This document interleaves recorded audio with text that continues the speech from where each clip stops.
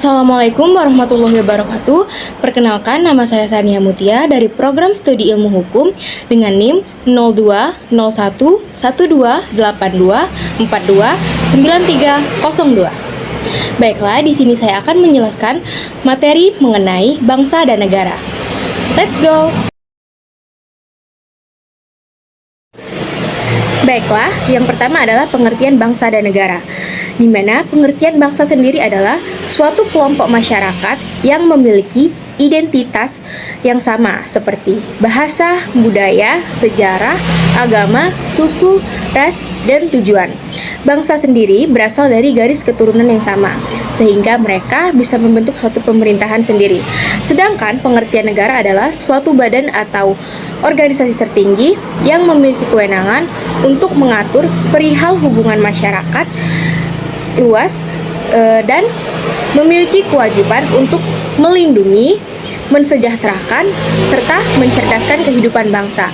Menurut Aristoteles, negara adalah persekutuan dari keluarga dan desa untuk mencapai kehidupan yang sebaik-baiknya. Baiklah, yang kedua adalah konsep bangsa dan negara, di mana konsep bangsa sendiri pada dasarnya tercipta untuk membentuk suatu identitas nasional, yang pada hal ini merujuk pada kesamaan bahasa, budaya, sejarah, suku, ras, agama, dan letak geografisnya. Nah, bangsa juga dapat diartikan sebagai persekutuan hidup masyarakat yang berdiri sendiri.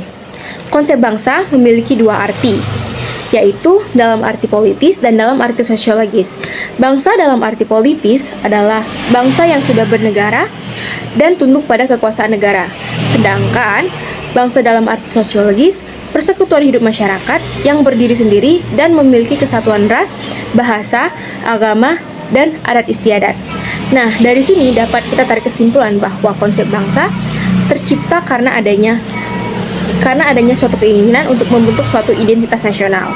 Kemudian ada konsep negara, yaitu konsep negara adalah sebuah gagasan tentang bentuk negara, pemerintahan, dan hubungan antar manusia dalam masyarakat di dalam negara tersebut. Nah, adapun empat unsur pendukung dari berdirinya suatu negara, yaitu rakyat, di mana tentunya sebuah negara harus memiliki rakyat sebagai penduduknya. Yang kedua adalah negara membutuhkan pemerintahan yang berdaulat. Tentunya di sini pemerintahan sangat wajib ada dalam suatu negara agar mendukung dan dapat mengatur kehidupan bernegara.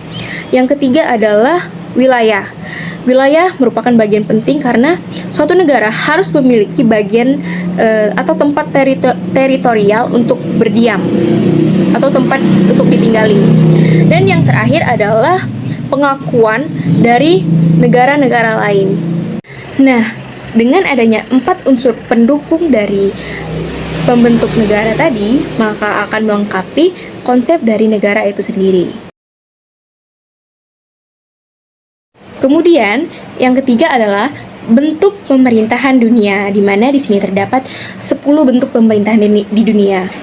Yang pertama ada monarki, yang kedua ada tirani, yang ketiga adalah negara kesatuan, yang keempat negara serikat, yang kelima negara federal, yang keenam negara dominion, yang ketujuh negara oligarki, yang kedelapan demokrasi, yang kesembilan republik, dan yang kesepuluh parlementer. Nah, berikut penjelasan mengenai 10 bentuk pemerintahan di dunia. Yang pertama ada monarki. Monarki sendiri dipimpin oleh seorang raja atau ratu yang kemudian akan dilanjutkan oleh garis keturunannya. Monarki sendiri merupakan salah satu bentuk pemerintahan tertua yang ada di dunia. Contohnya termasuk Inggris, Belanda, dan Brunei Darussalam. Yang kedua ada tirani. Tirani dijalankan secara otoriter oleh pemerintah. Contohnya termasuk rezim Adolf Hitler di Jerman dan Joseph Stalin di Uni Soviet. Tirani sering ditandai dengan pelanggaran hak asasi manusia, penindasan, dan kontrol ketat atas informasi. Nah, yang ketiga adalah negara kesatuan. Memiliki pemerintah pusat yang memegang kendali atas seluruh wilayahnya. Sistem ini memungkinkan sentralisasi. Nah, yang keempat ada negara serikat.